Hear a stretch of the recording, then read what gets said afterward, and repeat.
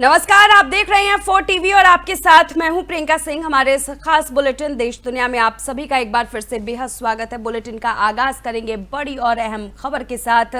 Gujarat ATS ने अहमदाबाद में कल दुर्घटनाग्रस्त हुए एयर इंडिया विमान के मलबे से एक डिजिटल वीडियो रिकॉर्डर यानी कि डीवीआर बरामद किया है। एटीएस के एक कर्मी ने बताया कि ये एक डीवीआर है जिसे हमने मलबे से बरामद किया है। एफएसएल की टीम जल्द ही जांच के लिए यहां पर पहुंचेगी। इस डीवीआर से विमान दुर्घटना के कारणों को समझने में अहम मदद मिलने की उम्मीद है।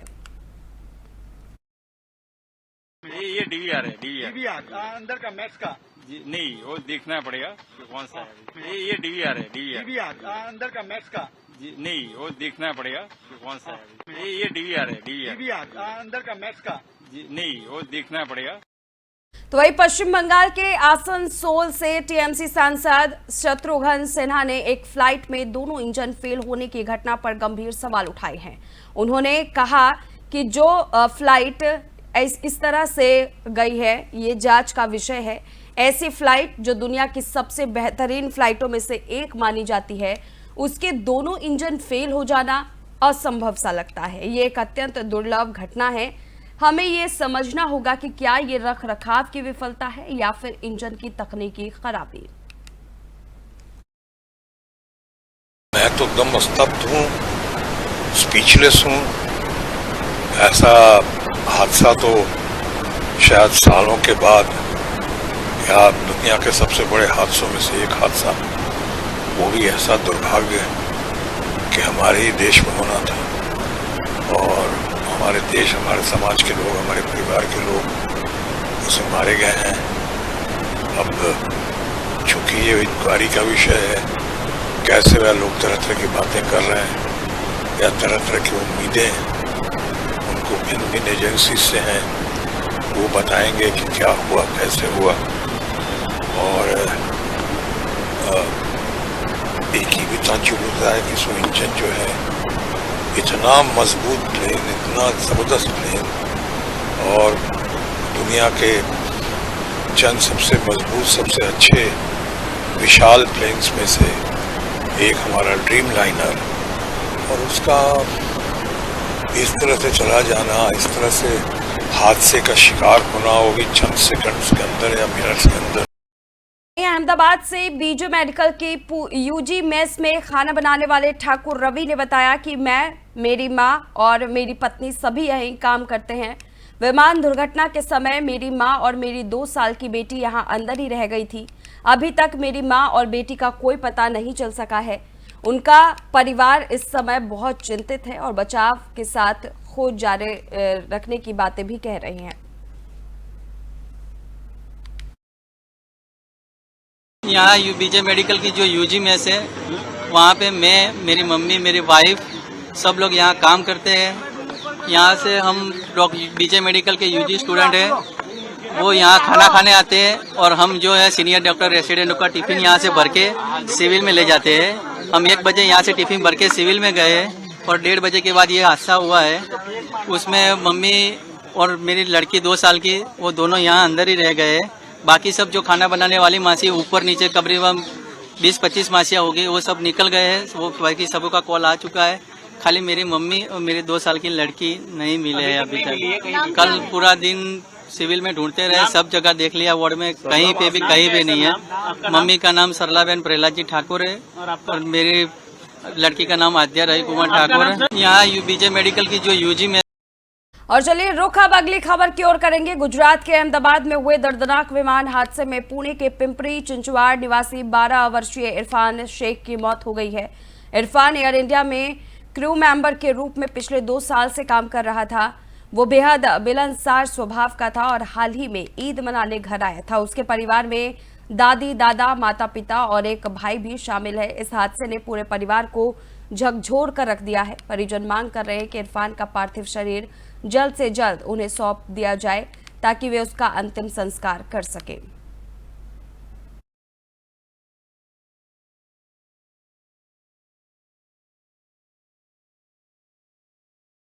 और वहीं आपको बताते हुए चले कि विदेश मंत्री डॉक्टर एस जयशंकर ने भी अहमदाबाद विमान दुर्घटना के बाद ब्रिटेन के विदेश राष्ट्रमंडल और विकास मामलों के राज्य सचिव डेविड क्लेमी, पुर्तगाल के विदेश मंत्री पाउलो रेंजेल और कनाडा के विदेश मंत्री अनीता आनंद से संपर्क किया है। उन्होंने दुख की इस घड़ी में गहरी संवेदना व्यक्त की और इन देशों से पूर्ण समर्थन का वादा लिया।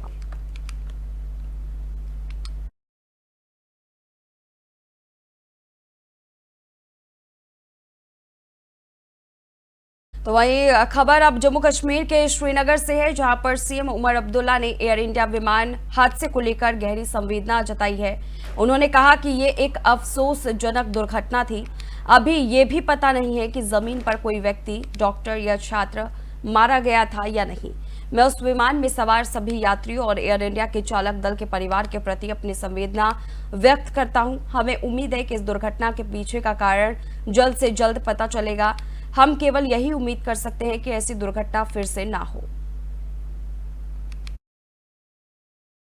अफसोसनाक वाकया हुआ, जहाज का अचानक इस तरह गिरना, वो भी टेक ऑफ के 1 मिनट के अंदर मां सिवाय एक पैसेंजर के बाकी सब इस हादसे में मारे गए। अभी फिलहाल ये भी पता नहीं चल रहा है कि ग्राउंड पे मेडिकल कॉलेज में कोई डॉक्टर या स्टूडेंट्स, कहीं उनमें से भी कोई खुदा ना खास्ता मारे ना गए हों। और अफसोस की बात यह कि इस हादसे से पहले ये जो जहाज है बोइंग का ड्रीमलाइनर, इसका कभी कोई हादसा हुआ नहीं है। अब हम सब पहले तो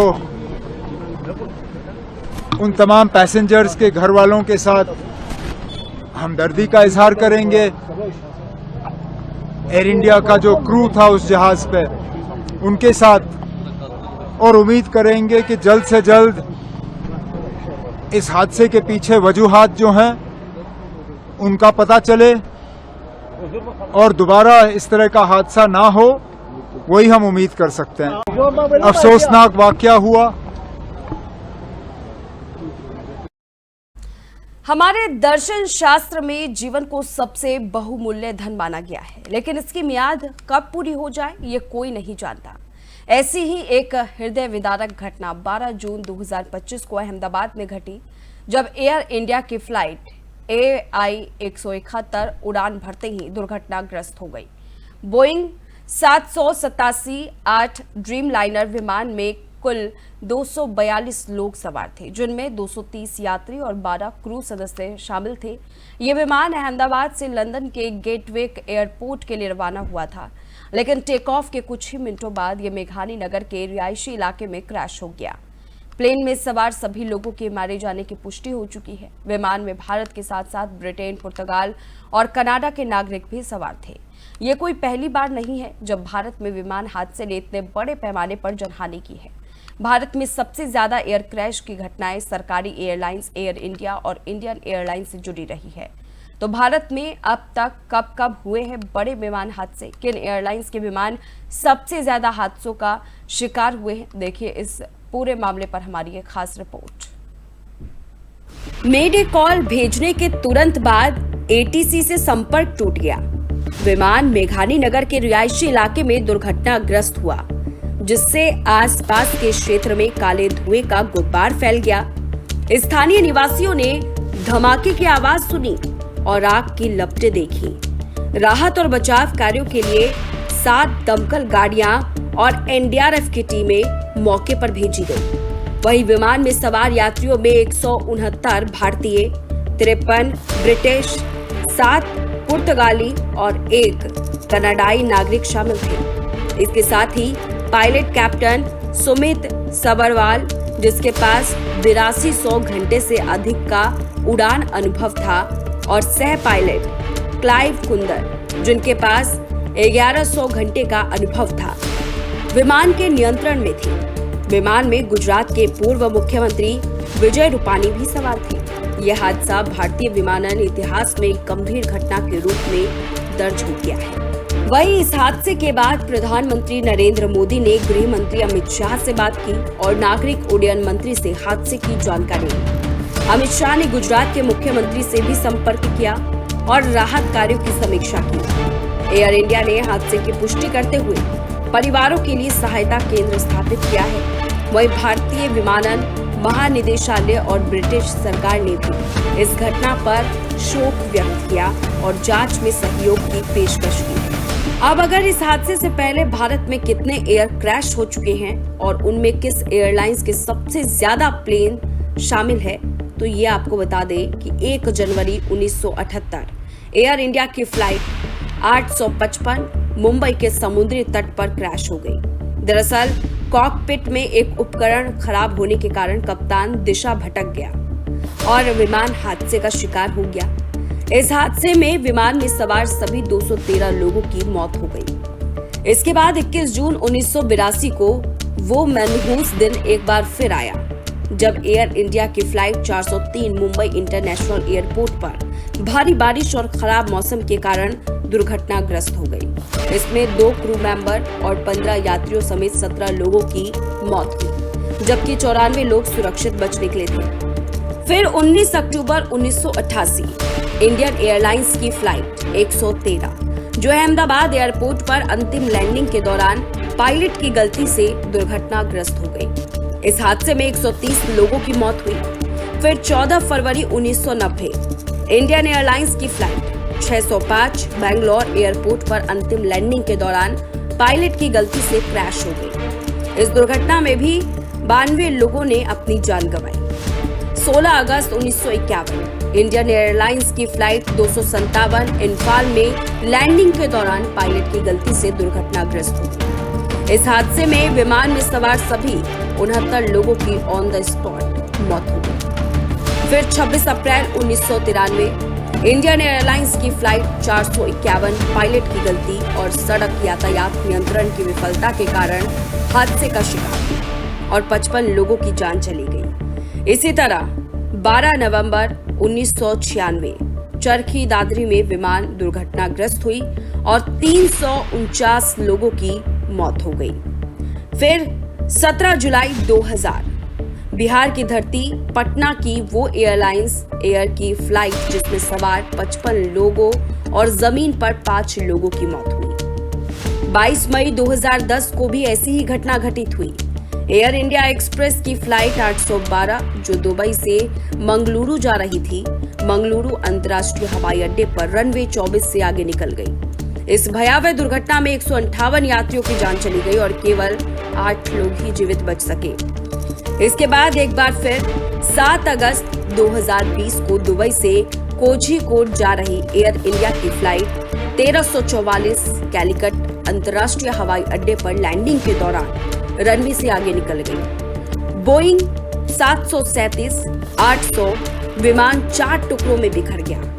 इस दर्दनाक हादसे में 18 लोगों की मौत हो गई, जबकि 172 लोग सुरक्षित बचे थे। इन सभी भयावह घटनाओं के बाद आज एक बार फिर वही काला दिन हिंदुस्तान के सामने आया है, जिसे देश के विमानन इतिहास का सबसे बड़ा प्लेन हादसा माना जा रहा है। 12 जून 2025 को एयर इंडिया की फ्लाइट AI 171 के दुर्घटनाग्रस्त होने से पूरे देश में शोक की लहर दौड़ गई है। अहमदाबाद से लंदन जा रहा ये विमान उड़ान भरते ही मेघानी नगर के रिहायशी इलाके में क्रैश हो गया। Bureau report 4TV। मेडे कॉल भेजने के तुरंत बाद ATC से संपर्क टूट गया। विमान मेघानी नगर के रिहायशी इलाके में दुर्घटनाग्रस्त हुआ, जिससे आसपास के क्षेत्र में काले धुएं का गुब्बार फैल गया। स्थानीय निवासियों ने धमाके की आवाज सुनी और आग की लपटें देखी। राहत और बचाव कार्यों के लिए 7 दमकल गाड़ियां और NDRF की टीमें मौके पर भेजी गई। वहीं विमान में सवार यात्रियों में 169 भारतीय, 53। और चलिए अगली बड़ी खबर की ओर रुख करेंगे। पंजाब के पठानकोट में इंडियन एयरफोर्स के अपाचे अटैक हेलीकॉप्टर की इमरजेंसी लैंडिंग कराई गई है। जानकारी के मुताबिक हेलीकॉप्टर ने पठानकोट एयरबेस से उड़ान भरी थी, लेकिन थोड़ी ही देर में तकनीकी खराबी के कारण उसे पास के आपात रूप से उतारना पड़ा। राहत की बात यह रही कि इस घटना में किसी भी प्रकार के जान माल के नुकसान की खबर नहीं है। वायुसेना के जवानों ने सतर्कता से हालात को संभाल लिया।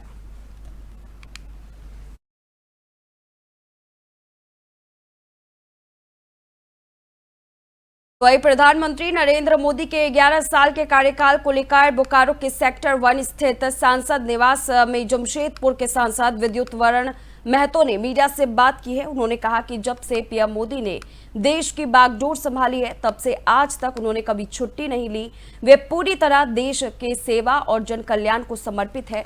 सांसद ने कहा कि मोदी सरकार के कई काम ऐसे हैं जो आजाद भारत के इतिहास में पहले कभी नहीं हुए। उन्होंने ये भी कहा कि देश जब आजादी के 100 साल पूरे करे तब तक भारत को विकसित राष्ट्र के रूप में देखना हमारा लक्ष्य है। देश में एक ऐसा प्रधानमंत्री जी हैं जो आज तक जब से 14 में शपथ लिया एक दिन में छुट्टी नहीं दी, सिर्फ देश की सेवा और समर्पित में अपना जीवन काल को पूरा किया। हम चाहते हैं उसका किया हुआ कार्य को हर लोगों को पता चले, ताकि आगे चलकर जो समृद्ध भारत का परिकल्पना हम सब आप सभी का, इसको हम लोग पूरा कर सके और 2047 जब आजादी का 100 साल पूरा होगा तो विकसित राष्ट्र हम लोग बना सके। देश में एक ऐसा प्रधानमंत्री जी हैं जो आज तक जब से 14 में शपथ लिया एक दिन में छुट्टी नहीं दी, सिर्फ देश की सेवा और समर्पित में अपना जीवन काल को पूरा किया। हम चाहते हैं उसका किया हुआ कार्य को हर लोगों को पता चले, ताकि आगे चलकर जो समृद्ध भारत का परिकल्पना हम सब आप सभी का, इसको हम लोग पूरा कर सके और 2047 जब आजादी का 100 साल पूरा होगा तो विकसित राष्ट्र हम लोग बना सके। देश में एक ऐसा प्रधानमंत्री जी हैं जो आज तक जब से 14 में शपथ लिया एक दिन में छुट्टी नहीं दी, सिर्फ देश की सेवा और वही कानपुर के चौबेपुर के बिकारू कांड में घायल पुलिसकर्मियों को पुलिस विभाग ने 5 साल बाद इलाज में हुए खर्च की रकम जमा करने को नोटिस भी दिया है। नोटिस में 15 दिन के अंदर धनराशि जमा करने का निर्देश दिया गया है। यदि राशि नहीं जमा की गई तो वेतन से 20% की कटौती की जाएगी। बिकारू कांड में सीओ समेत 8 पुलिसकर्मी शहीद हुए थे।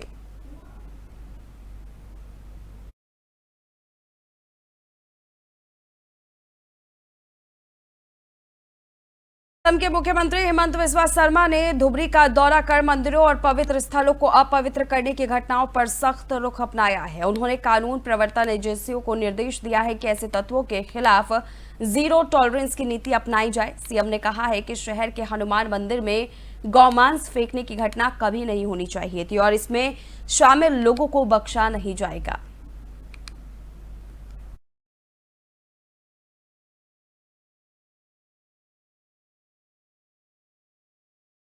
कुपोषण और एनीमिया को खत्म करने के लिए समाज कल्याण विभाग ने बोकारो में 2 दिवसीय टीओटी परीक्षण कार्यक्रम शुरू किया है। राज्य से आए मास्टर ट्रेनर के नेतृत्व में ट्रेनिंग दी जा रही है। इस अभियान की शुरुआत बोकारो के डीसी अजय नाथ झा के दीप प्रज्वलित कर की गई। मौके पर सिविल सर्जन, स्वास्थ्य विभाग के डॉक्टर और समाज कल्याण विभाग के प्रशिक्षक उपस्थित थे। डीसी ने कहा कि बच्चों और माताओं की सेहत को प्राथमिकता देते हुए जिले को कुपोषण मुक्त बनाने का लक्ष्य रखा गया है। उन्होंने मीडिया से सकारात्मक आलोचना की अपेक्षा जताते हुए कहा कि मैं आलोचना से नहीं डरता, मीडिया हमारी कमियां दिखाए ताकि हम उन्हें सुधार सकें। एक महिला, एक बच्चा, इसको स्वस्थ रखना है, एक माँ को भी स्वस्थ रखना है। उनको ये समझना नहीं है कि उनकी जो बीमारी है, उनकी जो तकलीफ है, ये उनके जीवन का हिस्सा है। जो कुपोषित है ऐसा चलता रहता है, ये नहीं है। सरकार ने, हमारी राज्य सरकार की में ये प्रायोरिटी है। माननीय मुख्यमंत्री जी हमेशा कहते हैं कि नहीं, हमको इस चीज़ पर ध्यान देना है कि जो हमारी महिलाएं हैं और बच्चे हैं, इनको हम इस चक्र से बाहर लाएं। सरकार की ये चेतना है और इस चीज़ को ज़मीन पर उतारें, यही हमारा। उसे डरता नहीं हूँ। मुझे खुशी होगी कि आप बताएं ताकि मैं उसको दूर कर सकूं। मुझे खुशी होगी कि आप मुझे आइडेंटिफाई करके आप भी बताइए, हमारे सिस्टम के लोग भी बताएं। मेरा तो उद्देश्य शिकायतों को दूर करना है, मतलब उस जगह पहुंचना है और समस्या को सुलझाना है।